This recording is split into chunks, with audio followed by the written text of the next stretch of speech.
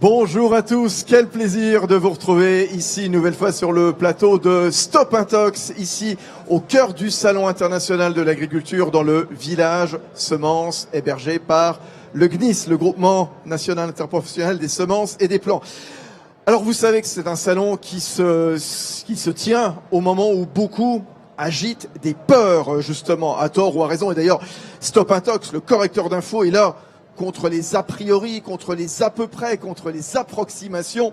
Rendez-vous donc chaque matin sur le SIA pour casser certains préjugés. Tenez par exemple ce qu'on entend beaucoup, le glyphosate est un poison. Voilà, c'est la thématique du jour. Dossier explosif, question ce matin, le glyphosate condamné ou acquitté? Question qu'on va poser à nos trois spécialistes, nos trois acteurs du secteur. Stéphane Sanchez, bonjour. Bonjour. Directeur de la FNSEA du Grand Bassin Parisien. Guillaume Cabot, bonjour. Bonjour. Guillaume Cabot, administrateur des jeunes agriculteurs, exploitant vous-même dans le département de la Seine-et-Marne. Vous faites des céréales, du lin, de la betterave, de la pomme de terre. Gilles Rivière-Wechstein, bonjour. Bonjour Fabrice. Spécialiste des questions agricoles environnementales. Allez voir Glyphosate, l'impossible débat, justement, c'est son dernier opus, Intox. Ça tombe bien, on est sur le plateau de Stop Intox. Mensonge et biais vert, c'est préfacé par l'ancien chroniqueur de France Télévisions, Jean-Daniel Flézaquier. Alors, beaucoup d'actu autour du glyphosate, et vous le savez, depuis le 1er janvier, les distances minimales d'épandage des pesticides ont été fixées à 5 et 10 mètres des habitations selon les types de cultures. C'est un dossier sensible, hein. Vous savez que le président de la République, qui a passé 13 heures hier dans les travées du salon de l'agriculture, hier samedi, il a été interpellé justement par les professionnels de l'agriculture sur ce dossier du glyphosate. On reviendra aussi sur sa position, on ne sait pas très bien ce qu'il pense finalement l'exécutif. Tiens, on parle du glyphosate. Tiens, Guillaume Cabot, c'est quoi le glyphosate? 1975, Monsanto, la Roundup. Ça sert à quoi? Avant qu'on puisse expliquer si c'est dangereux, pas dangereux, etc. Alors, le glyphosate, donc c'est une matière active qui nous sert, nous agriculteurs, en tant que professionnels, justement à détruire les mauvaises herbes entre deux cultures. Voilà, c'est la seule action que le glyphosate a justement pour enlever les mauvaises herbes sur nos parcelles agricoles. Et on l'utilise entre deux cultures ou entre un cycle cultural. On en utilise 8000 tonnes rien qu'en France chaque année de ce glyphosate. Et les volumes de vente de glyphosate ont augmenté à peu près d'une dizaine de pourcents sur 2012-2018, malgré le lancement de plans gouvernementaux, etc. On le répète, c'est pour protéger les plantes, bien sûr. Et j'allais dire, heureusement qu'il y a du glyphosate. Aujourd'hui, heureusement qu'on a du glyphosate, on l'utilise sur nos exploitations agricoles, justement, comme je le disais tout à l'heure, entre deux cycles culturels, mais aussi pour l'agriculture de conservation, qui permet justement de détruire le couvert végétal, justement pour implanter une nouvelle culture. Petit tour de table, toujours avec vous, Stéphane Sanchez, sur l'utilisation du glyphosate. Et c'est vrai, quand on entendait hier les agriculteurs interpeller le président de la République et lui dire, quelque part, on en a besoin. Vous le plébiscitez, le glyphosate, c'est ça? Pour l'instant, c'est essentiel. On ne peut pas faire autrement pour l'instant. Alors, on peut toujours s'interroger pourquoi un agriculteur utilise un produit payant pour protéger ses cultures.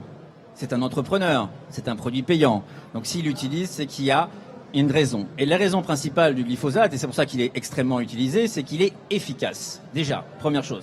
Il faut rappeler son efficience et son efficacité. Ensuite, c'est un produit qui est relativement bon marché. Un produit phyto est toujours trop cher. Mais malgré tout, ça reste un produit bon marché. Et le principe des produits phyto, et c'est pour ça qu'ils ont été très largement utilisés depuis ces 50 dernières années, depuis que la PAC a incité les agriculteurs à produire plus et nourrir l'Europe, c'est que, quelque part, c'est facile d'utilisation. C'est-à-dire que par rapport au désherbage thermique ou à la binette, vous faites facilement, on a 200-300 hectares, on peut épandre des produits, tandis que d'autres méthodes aujourd'hui de désherbage sont totalement impossibles à mettre en pratique. Il permet, ce que vous dites, un gain de temps, un rendement non négligeable pour les agriculteurs qui n'ont plus forcément le temps de labourer. C'est ça, c'est ce que vous nous dites. C'est un outil, c'est-à-dire que les facteurs de production, il y a le main-d'œuvre, le temps de travail. Quand vous êtes un ou deux dans une exploitation, forcément le temps de travail est un facteur très important. Il y a son efficacité et son coût. Ce sont les facteurs de production. Guillaume. Alors, je voulais juste rebondir. C'est vrai que le glyphosate, pour nous, c'est comme la charrue, sauf qu'il permet justement d'éviter de retourner la terre et de restituer du carbone dans l'air et dans comment dire, et dans l'atmosphère. c'est ça. Ouais. Donc, pour nous, c'est vraiment un moyen, comme la charrue, comme un autre outil mécanique, mais qui nous permet justement d'intervenir justement au bon moment, en faisant une grande superficie et de façon aussi à protéger les sols et éviter aussi l'érosion avec un travail du sol plus profond. Alors vous nous expliquez que c'est utile, on verra dans quelques instants justement si c'est dangereux ou pas, si c'est un poison. Tour de table toujours avec vous, Gilles Rivière-Weinstein, auteur de Glyphosate, l'impossible débat. Heureusement qu'il y a du glyphosate quelque part, sinon il y aurait des risques sanitaires, sinon il n'y aurait pas de culture. Alors, soyons honnêtes. On s'est passé du glyphosate jusqu'en 1970. Oui. D'accord? Vous avez raison. Donc on va pas dire qu'on peut pas faire de l'agriculture sans glyphosate, hein. Oui. Il faut être honnête. En plus de ça, les agriculteurs qui font de l'agriculture biologique, ils n'utilisent pas de glyphosate, hein. Donc, on peut pas non plus dire qu'on peut pas faire un type d'agriculture sans glyphosate. Ils Simplement. ils utilisent d'autres choses. Simplement. On pourra parler de la bouillie bordelaise. Si on utilise ce produit depuis 50 ans, c'est qu'il y a des raisons. La première raison, c'est que parmi tous les produits qu'on peut utiliser, c'est pas simplement celui qui est le plus efficace, c'est celui qui est le moins toxique de tous les produits.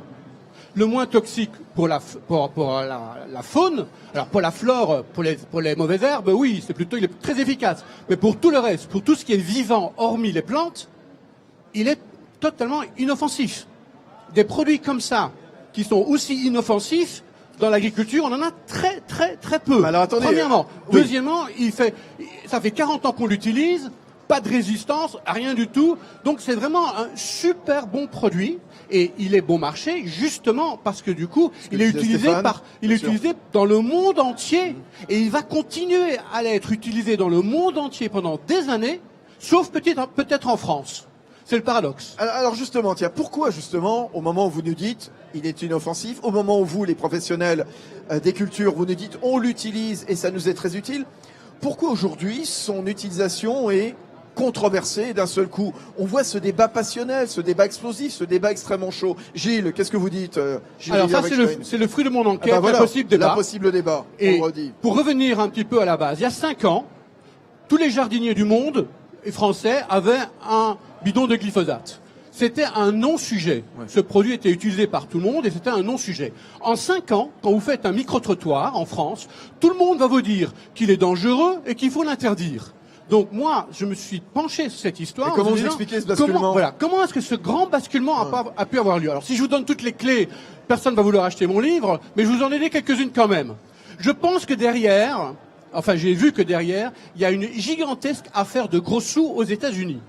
Ce qui a déclenché l'affaire du glyphosate, c'est un avis d'une agence sanitaire, en l'occurrence le Centre international de recherche sur le cancer, qui a, pour des raisons bien particulières, et je reviens là-dessus dans mon livre, déclaré que le glyphosate serait cancérigène potentiel, probable. Ouais. Donc ils n'ont aucun élément pour dire qu'il est cancérigène, aucun élément, sans ça il ne serait pas probable mais certain, mais ils disent qu'il pourrait éventuellement l'être. Il pourrait éventuellement Oui, mais l'être. c'est là où j'ai un petit peu de mal, Gilles Rivière-Weinstein, parce que vous nous donnez cet avis d'une agence fédérale américaine qui dit il est potentiellement cancérigène. On voit également l'OMS, on voit également l'Agence européenne de sécurité des aliments sur la dangerosité du glyphosate, qui rendent des avis et qui sont contradictoires. Finalement, moi je ne sais pas qui a raison entre l'OMS, l'Europe, les États-Unis ou je ne sais qui. Eh bien justement, c'est ça que c'est intéressant, c'est qu'à voilà. partir de cet avis-là, il s'est passé deux choses.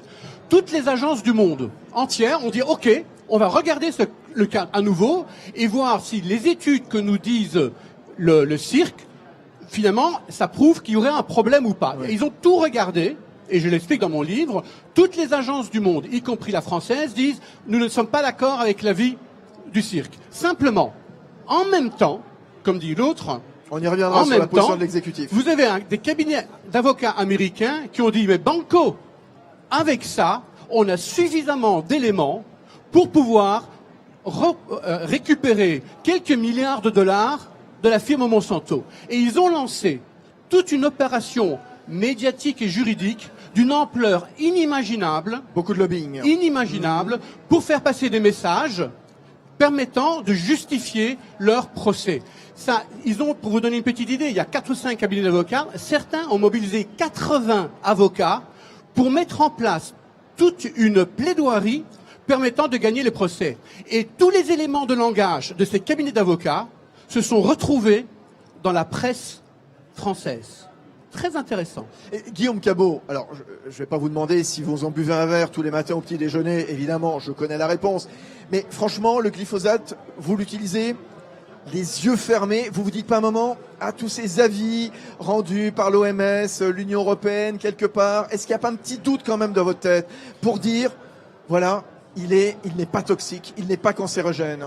Alors, le glyphosate, je l'utilise sur mon exploitation agricole, En entre Seine-et-Marne deux cultures, en Seine-Maritime, pardon. En Seine-Maritime, Y a pas de pardonnez-moi. souci. Donc je l'utilise sur mon exploitation agricole entre deux cultures. Justement, il permet justement de nettoyer la terre avant de réimplanter une culture. Justement, je produis des pommes de terre sur mon exploitation, donc c'est bien d'avoir une terre propre avant de redémarrer un cycle culturel.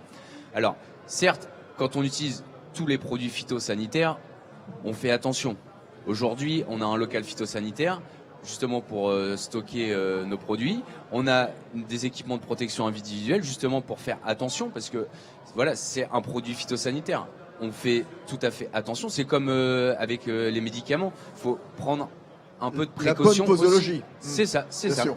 Donc, certes, on a un petit doute, mais par contre, on est des professionnels. On fait attention à ce qu'on fait et dès qu'on va l'utiliser... Et vous travaillez pour des consommateurs aussi, accessoirement. C'est ça, c'est ça. Et lorsque l'on l'utilise, on le fait dans de bonnes conditions. On va pas s'amuser à aller épandre du glyphosate justement pour le plaisir. Parce que d'une, bon, certes, c'est une matière active qui est pas très chère, qui nous coûte, ça coûte un litre de glyphosate, c'est à peu près 7,50 €. Donc ça nous permet Un de faire litre de glyphosate, 7,50 €. D'accord.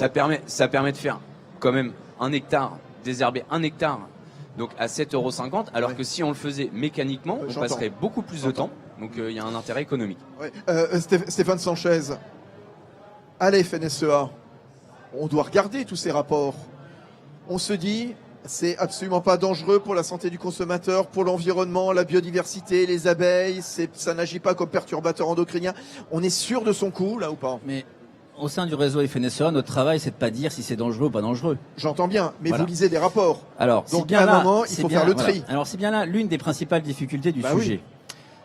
Pour moi, il y a sur la question du glyphosate, si c'est le sujet aujourd'hui, on est dans une forme de procès où c'est acquitté ou voilà. Et aujourd'hui, le glyphosate, son premier problème, c'est sa carte mère.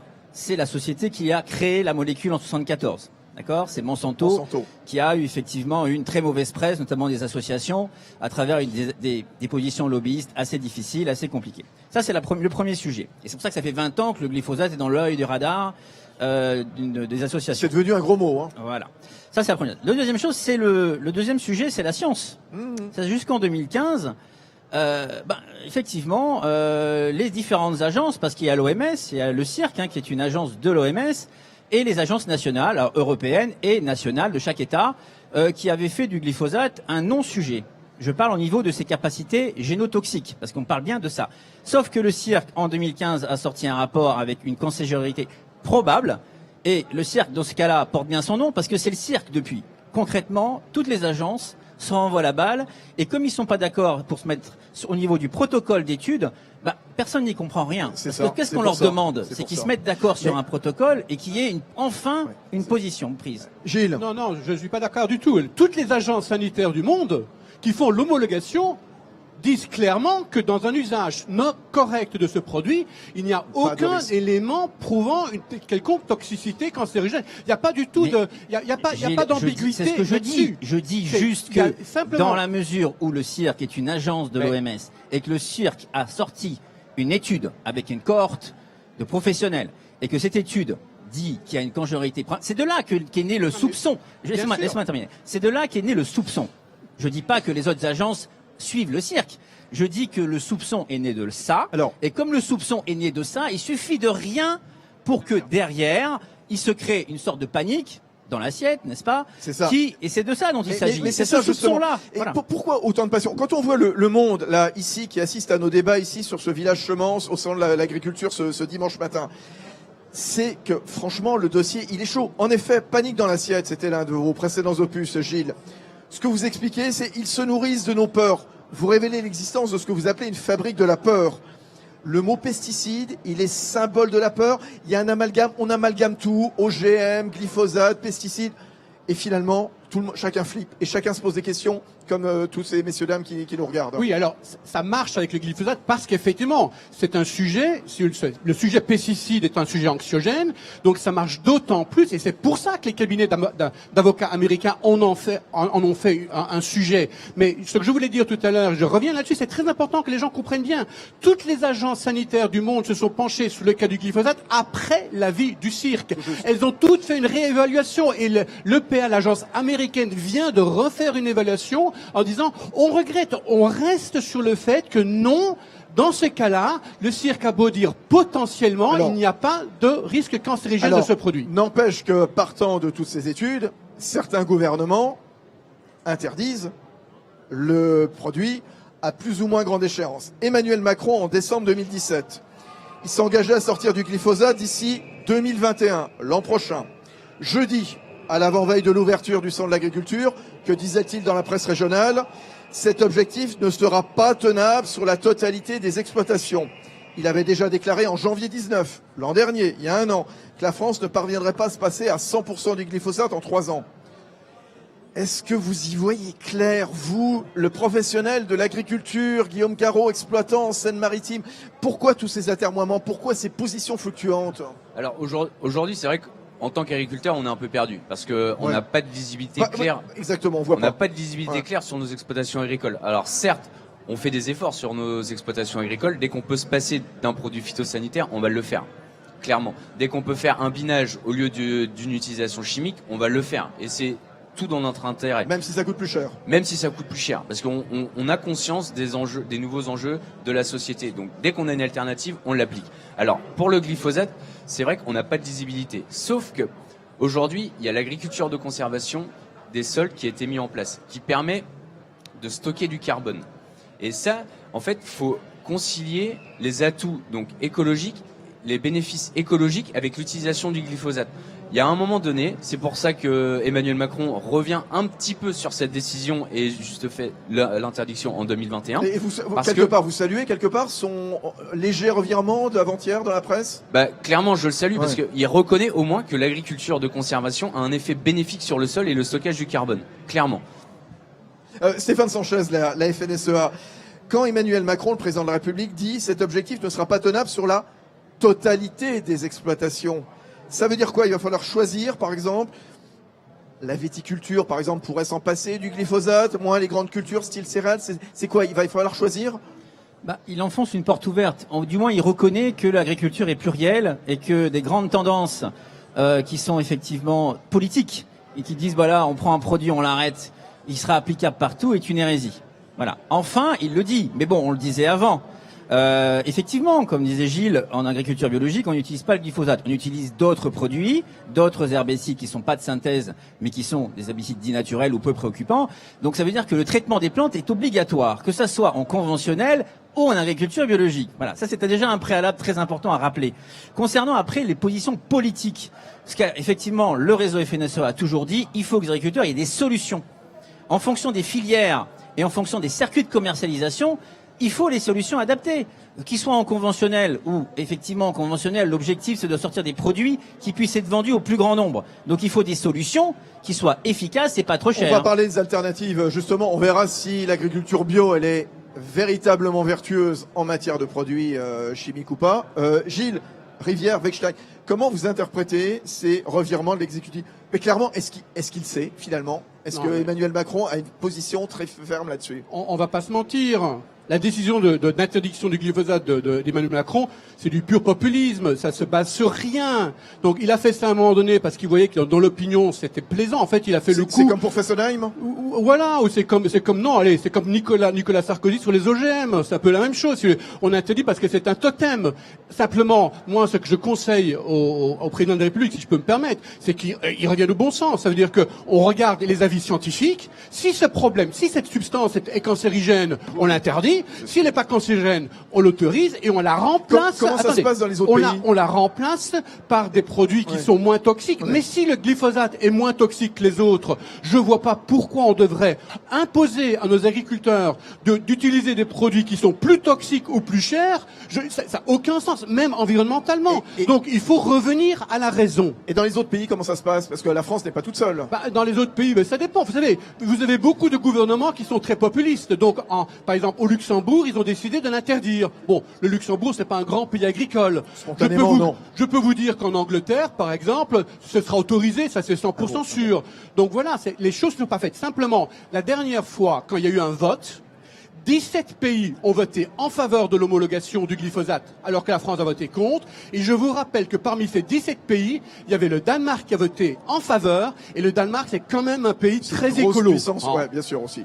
Et grosse puissance agricole et pays écolo. Ouais. Et je voulais rebondir aussi, parce que ce qui était paradoxal, c'est que dans sa campagne électorale, voilà, Emmanuel Macron avait fait un effet d'annonce sur la suppression du glyphosate. Sauf que ce qui est paradoxal dans ses propos, c'est qu'il n'y a pas eu d'études économiques qui ont été faites justement sur la viticulture, sur l'arboriculture et sur les grandes cultures. Ça, c'est intéressant. Parce que c'est quoi finalement, Guillaume Cabot, vous représentez les jeunes agriculteurs, c'est quoi l'alternative? Est-ce qu'on peut faire de l'agriculture 100% sans produits phytosanitaires? Est-ce qu'il faut le bannir? Est-ce qu'on peut vraiment faire sans ces produits? Est-ce qu'on peut se passer du glyphosate? Comment on lutte clairement contre les maladies, les nuisibles, les champignons? Bon. Ce qu'il faut, c'est avoir du bon sens, clairement. Aujourd'hui, on a des outils informatiques qui nous aident maintenant à maîtriser et à utiliser des produits phytosanitaires. C'est la juste utilisation, par exemple, la tech vient au secours justement. C'est ça. C'est la bonne dose au bon moment. Au bon moment, au bon endroit. Avec des robots, par exemple, qui vont fixer la bonne dose d'intrants juste sur une feuille éventuellement. C'est ça. Je prends l'exemple sur la production de blé sur mon exploitation. Aujourd'hui, je produis 50 hectares de blé. J'ai un logiciel justement où j'ai toutes mes parcelles de blé qui sont cartographiées et il va calculer les maladies qui pourrait y avoir, donc la pression maladie avec les conditions météorologiques. Il y a du prédictif qui pourrait y avoir. Formidable. Et cet outil informatique a un algorithme et me dit quand est-ce que je dois intervenir ou ne pas intervenir si les conditions climatiques sont bonnes et il n'y a pas de développement de maladie. Et du coup, par exemple, vous avez été amené à réduire votre utilisation du glyphosate et de combien? Vous l'avez quantifié ça? Alors, réduire l'utilisation du glyphosate sur mon exploitation, je le fais. Quand on prend la dose homologuée, c'est à peu près 6 litres hectare, mais sur mon exploitation, je l'utilise à hauteur de 1 litre, 1 litre et demi. D'accord. Donc c'est très peu par rapport à la dose qui est homologuée. Donc on fait attention à notre utilisation et dès qu'on peut réduire les doses justement pour utiliser ce produit, on le fait tout à bon escient. On met souvent en avant l'affiche, le match sur le ring, pesticides versus bio. Question toute claire aussi.